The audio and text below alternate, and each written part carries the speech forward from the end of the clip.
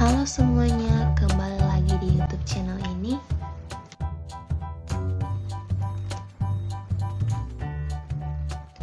Saat ini kita akan membahas atau mempelajari bersama-sama tentang metode uji tanda. Nah, teman-teman pada tahu nggak apa sih itu uji tanda? Uji tanda atau sign test merupakan statistik non-parametrik yang paling awal digunakan. Dinamakan uji tanda karena hasil pengamatan melambangkan tanda plus dan tanda minus untuk selisih negatif dan bukan pada besarnya nilai numerik. Uji tanda memiliki berbagai penerapan, salah satunya adalah percobaan sebelum dan sesudah.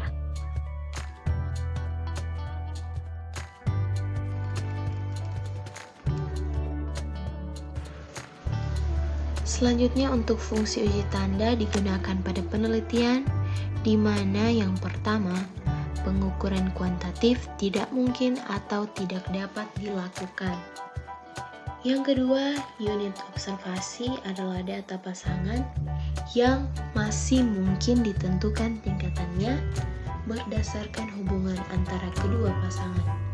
Dan yang ketiga, dapat diterapkan pada kasus dua sampel berhubungan dengan asumsi bahwa terjadinya perbedaan karena adanya dua kondisi yang berbeda.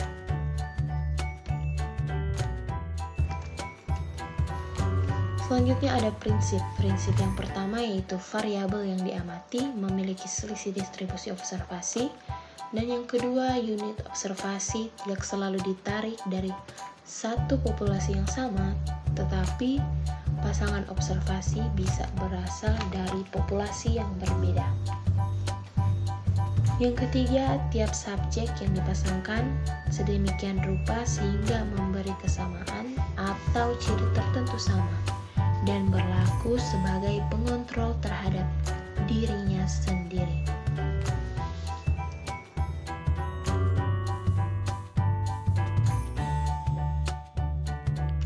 Selanjutnya ada syarat penggunaan. Syarat yang pertama, pasangan hasil pengamatan yang sedang dibandingkan bersifat independen. Yang kedua, masing-masing pengamatan dalam tiap pasang terjadi karena pengaruh kondisi serupa. Dan yang ketiga, pasangan yang berlainan terjadi karena kondisi yang berbeda.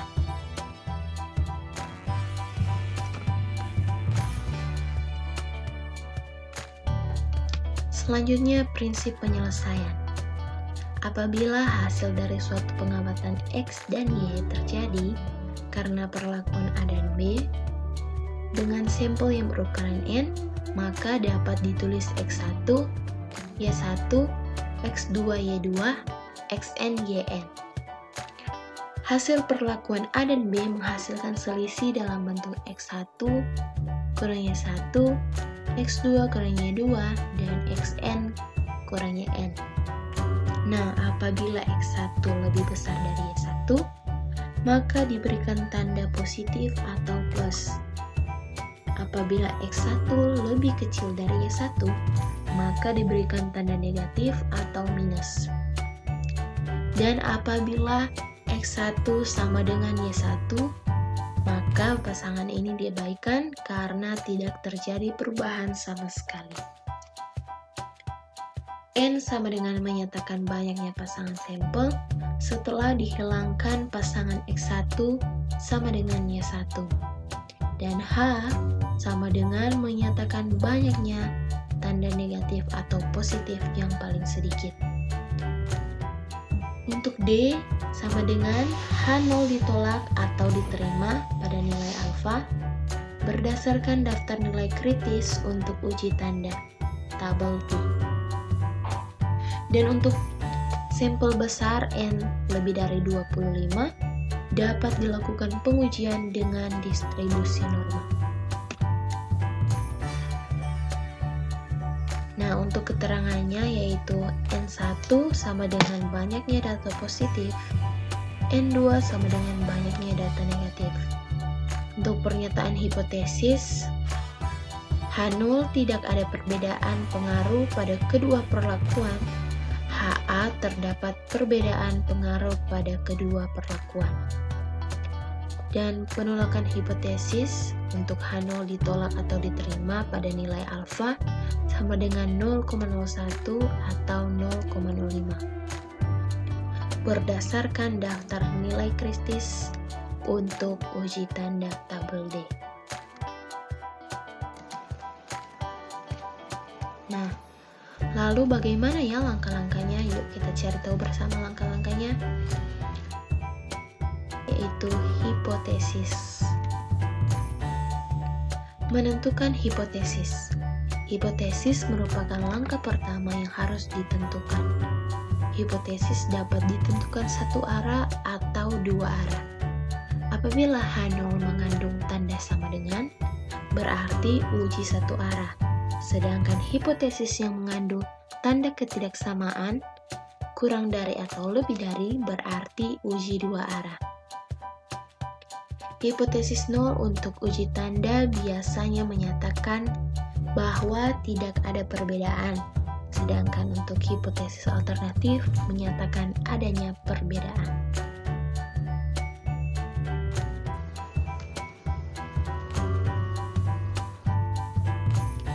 Yang kedua, memilih taraf nyata. Taraf nyata adalah besarnya batas toleransi dalam menerima hipotesis terhadap nilai parameter populasinya. Pada umumnya dapat digunakan taraf nyata 1%, 5%, atau 10% tergantung pada kepentingan dan bidang ilmu. Yang ketiga yaitu menghitung frekuensi tanda. Nah, pada langkah ini dilakukan perhitungan untuk jumlah observasi yang relevan, yaitu observasi yang mempunyai tanda plus dan minus, sedangkan tanda 0 tidak dipergunakan. Setelah menentukan nilai observasi, maka perlu mengetahui bahwa nilai R yaitu jumlah objek untuk saat yang bersamaan, di mana jumlah R bisa sama dengan N atau lebih kecil dari N. Kita lanjut pada langkah yang yaitu menentukan probabilitas hasil sampel yang diobservasi. Nah, pada langkah ini perlu diketahui berapa probabilitas suatu kejadian dari N sampel observasi yang relevan dengan R kejadian secara bersamaan. Nilai R biasanya dipilih berdasarkan tanda plus atau yang paling kecil dari N, observasi yang relevan.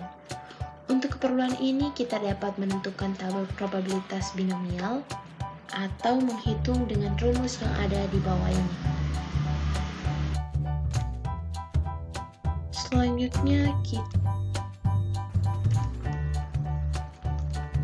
Selanjutnya kita masuk pada langkah yang terakhir yaitu yang kelima, menarik kesimpulan.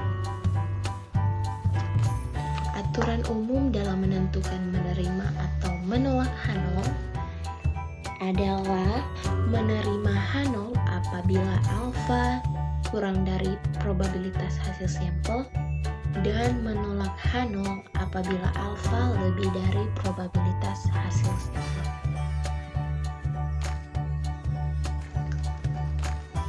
Nah, selanjutnya untuk lebih memperdalam lagi, kita belajar tentang metode uji tanda.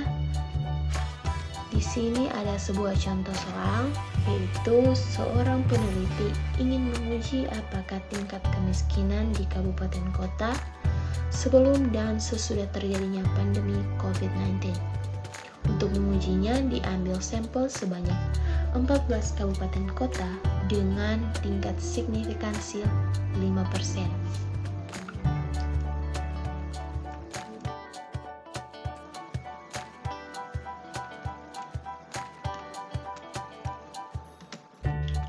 Nah, berikut ini adalah tabel data jumlah penduduk miskin di kabupaten kota sebelum dan sesudah terjadinya pandemi COVID-19. Yang pertama ada Bola Amongondo. sebelum 18,30 dan sesudah 19,8. Karena di belahan mengondok terjadi peningkatan, maka diberikan tanda plus. Yang kedua ada Minahasa sebelum 24,32 dan sesudah 26,30.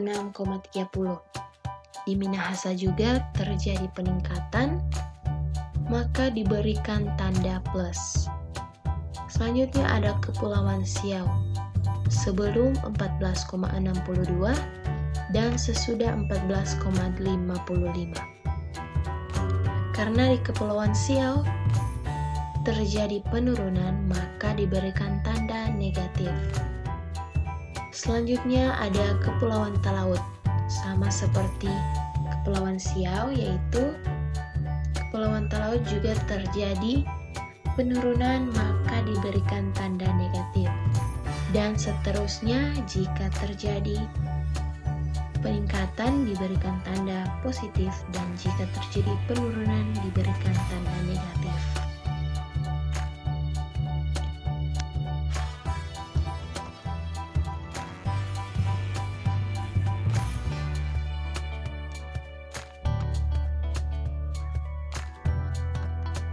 Nah, hipotesis uji H0 P sama dengan 0,5 tidak terjadi peningkatan penduduk miskin, dan H1 P tidak sama dengan 0,5 terjadi peningkatan penduduk miskin. Untuk taraf nyatanya tau alfa sama dengan 5% sama dengan 0,5.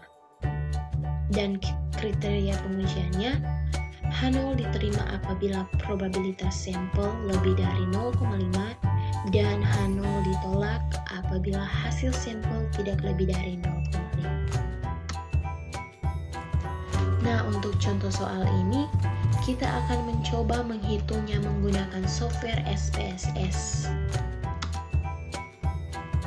Berikut ini adalah cara-cara menghitung menggunakan SPSS. Jika teman-teman ingin mengetahui langkah-langkahnya, yuk tonton terus ya videonya.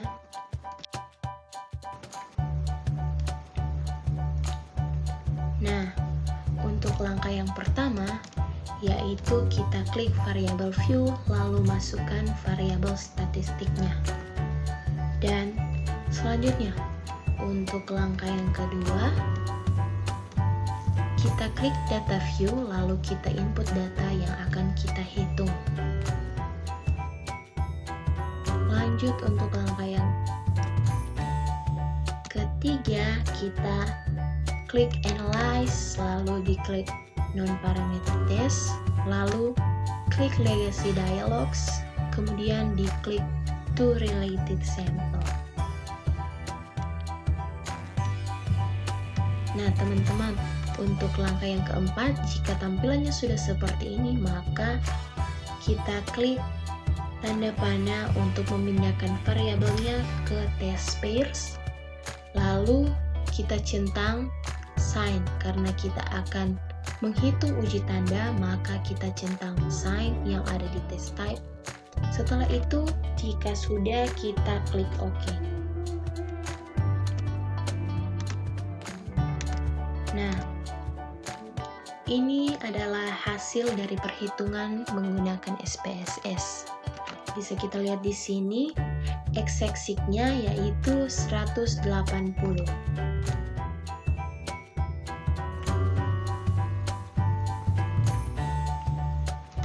Nah, H0 tidak terjadi peningkatan penduduk miskin, H1 terjadi peningkatan penduduk miskin. Karena nilai probabilitasnya 0,180, yaitu lebih kecil dari alfa sama dengan 5%, maka keputusan pengujian ini adalah menolak hipotesis 0 atau H0. Nah, kesimpulan yang kita tarik dari contoh soal kita pada saat ini, yaitu karena pada keputusan ini menolak H0, maka kesimpulannya ada perbedaan sebelum dan sesudah pandemi.